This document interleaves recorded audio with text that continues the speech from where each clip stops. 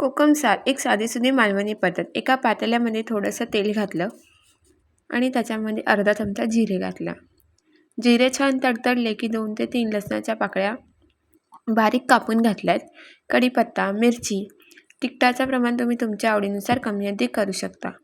कोकमाचा गर घालून घेतला थोडासा, म्हणजे फोडणी करपणार नाही. आता हे जे सार बनवते मी 3 जणांसाठी बनवते, म्हणून 3 कप पाणी घातलं. आता पाणी घालून झाल्यानंतर याला एक छोटीशी उकळी आणायची. एकदम व्यवस्थित मिक्स करून घेते आणि त्याच्यानंतर चवीपुरतं मीठ घालते. मिठाचं प्रमाण तुम्ही तुमच्या आवडीनुसार कमी अधिक करू शकता. थोडीशी साखर घातली, तुम्ही गूळसुद्धा घालू शकता. बारीक चिरलेली कोथिंबीर घातली आणि हे सगळं घालून झाल्यानंतर एक उकळी आणायची आहे, ती पण खूप दणदणून उकळी आणायची आणि आता हे सर्व करून घ्यायचे. व्हिडिओ आवडल्यास सबस्क्राईब करा. थँक्यू.